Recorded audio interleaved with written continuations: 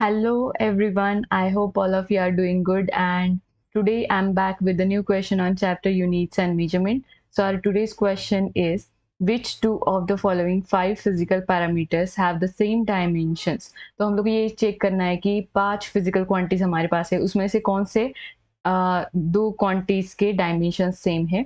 So now we have energy density. The second one is dielectric constant. Third one is refractive index. Then we have Young's modulus and magnetic field.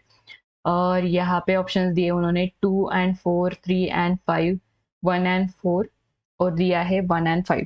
अभी देखो इसमें हम लोग को करना क्या पड़ेगा, तो पहले हम लोग एक काम करते हैं, क्वांटिटीज को ध्यान से देखेंगे.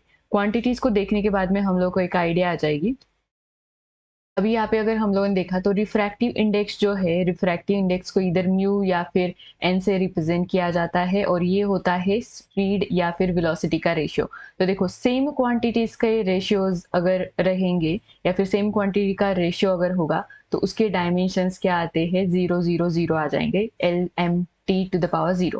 Now similarly we can talk about dielectric constant. Dielectric constant को हम लोग कैसे रिप्रेजेंट करते हैं, we can write here c by c naught, मतलब कैपेसिटेंस का रेशियो है. वंस अगेन सेम ओनली, इसके भी डायमेंशंस हमारे क्या आ जाएंगे, L0 M0 t to the power 0. तो देखो अभी हम लोग को एक काम करना है, हम लोग को ध्यान से ऑप्शंस में देखना है. ऑप्शंस में कहीं पे हम लोग को 3 और 2 दिख रहा है क्या, 2 and 4 दिया है, 3 और 5 दिया है, यहाँ पे भी नहीं, यहाँ पे भी नहीं. तो 3 और 2 नहीं दिया है, मतलब ये दोनों ऑप्शंस चले गए. मतलब 3 और 2 जिसमें भी होगा वो नहीं, हमारा फाइनल आंसर नहीं होगा. तो ए हमारा फाइनल आंसर नहीं है, 3 इसमें भी है तो ये भी हमारा नहीं होगा, 3 और 2. अभी बचा हमारे पास सी और डी. इन दोनों में से हम लोग को चेक करना पड़ेगा कि हमारा सही आंसर कौन सा है. Now let's calculate for energy density. अगर एनर्जी डेंसिटी की हम लोगों ने बात की तो एनर्जी डेंसिटी का फॉर्मूला क्या होता है, एनर्जी अपॉन वॉल्यूम. ठीक है, तो एनर्जी अपॉन वॉल्यूम मतलब ही एनर्जी डेंसिटी है. नाउ एनर्जी के लिए डायमेंशंस क्या होते हैं, L2 m1 t to the power -2 divided by volume, मतलब क्या होता है मीटर क्यूब, और मीटर क्यूब मतलब क्या होता है length to the power 3. So that is we can write here, ये 3 ऊपर चला जाएगा तो -3 बनेगा. सो L to the power 2 - 3 इज -1, m to the power 1 and t to the power -2. तो ये हो गए एनर्जी के एनर्जी डेंसिटी के dimensions. Now next one, fourth वाला भी हम लोग देखेंगे, यंग्स मॉडुलस. तो यंग्स मॉडुलस जो है उसका फॉर्मूला क्या होता है, उसके लिए हम लोग लिखते हैं बेसिकली स्ट्रेस अपॉन स्ट्रेन. ठीक है, अभी यहाँ पर स्ट्रेस का फॉर्मूला क्या होता है, फोर्स पर यूनिट एरिया, और स्ट्रेन का क्या होता है, change in length per unit original length. फिर से एक बार, change in length per unit original length मतलब लेंथ के बारे में आ गया. लेंथ का रेशियो हम लोग ले रहे हैं तो इसका कोई यूनिट नहीं है, इसके कोई डायमेंशंस नहीं है. Now let's focus on force per unit area.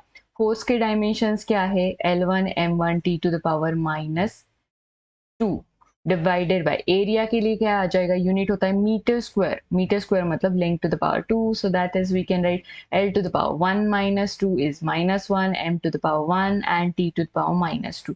ठीक है, तो अगर यहाँ पे ही हम लोगों ने ध्यान से देखा तो देखो 1 और 4 वाले जो भी डायमेंशंस हमारे आ रहे हैं, ये दोनों डायमेंशंस क्या है, सेम है. मतलब एनर्जी डेंसिटी और यंग्स मॉडुलस के डायमेंशन सेम है. तो 1 और 4 हम लोग को ऑप्शन में दिया है क्या, तो देखो ऑप्शन सी में हम लोग को दिया है 1 and 4.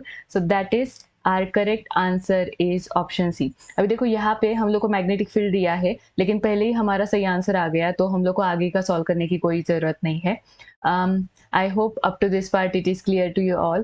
If you have any doubt, please let me know in the comment section. Don't forget to like this video and subscribe to my channel if you haven't already. I will see you soon in the next video. Take care. Bye bye.